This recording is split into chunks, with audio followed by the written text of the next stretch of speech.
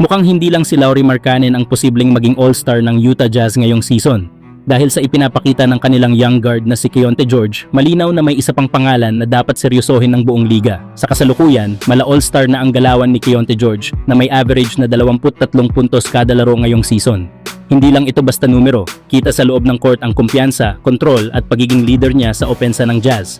Mas lalo pa itong pinatunayan ni George sa kanilang panalo kontra Memphis Grizzlies, kung saan pinangunahan niya ang Utah Jazz sa tagumpay matapos magtala ng 39 na puntos, 6 na rebounds at 8 assists na may kasama pang 5 3-point shots. Isa itong dominanting performance na hindi pwedeng baliwalain, lalo na mula sa isang batang guard na patuloy ang pag-angat ng laro. Sa ganitong klase ng consistency at explosiveness, malinaw na hindi na lang future prospect si Keyonte George. Sa totoo lang, baka ito na ang susunod na magiging superstar ng Utah Jazz at kung magpapatuloy ang ganitong laro, posibleng usapin na rin ang all-star selection sa mga susunod na buwan.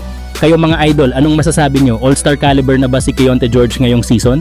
Samantala 5 taon na ang nakakaraan, sinubukan ni Jay Morant na i-posterize si Kevin Love, sumablay ang dunk.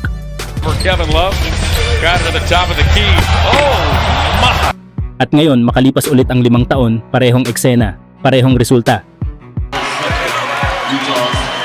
Boy, listen, we just sort of ran down, so we don't get the highlight, but I still will have the highlight 3. Mukhang magre-retire na lang si Kevin Love habang si Ja Morant hindi pa rin natutupad ang pangarap niyang ma-posterize din si LeBron James. Kahit si LeBron ang target, hanggang ngayon hindi pa rin niya nadadakdakan. Pero isang bagay ang sigurado, hindi titigil lumipad si Ja Morant. Samantala, habang patuloy ang galawan sa NBA at naghahanda ang mga koponan para sa mas matinding laban, isang pangalan ang unti-unting umiinit sa usapan, Gary Trent Jr. At sa gitna ng mga posibleng destinasyon niya, lumilitaw ang Los Angeles Lakers bilang isa sa mga seryosong maaaring mapuntahan ng sharpshooting wing na ito.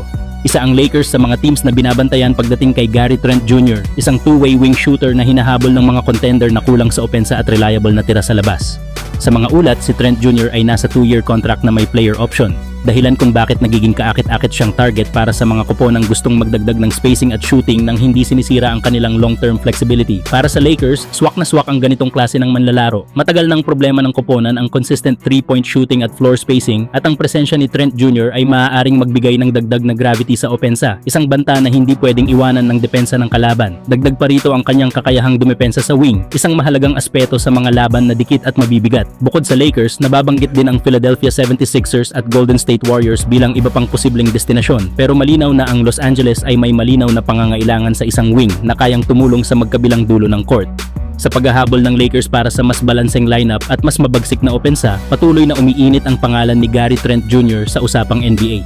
Kayo mga idol, bagay ba si Gary Trent Jr. sa Lakers at sapat ba siya para makatulong sa next level ng team? We were talking about a moment ago. You made it very difficult. Nice.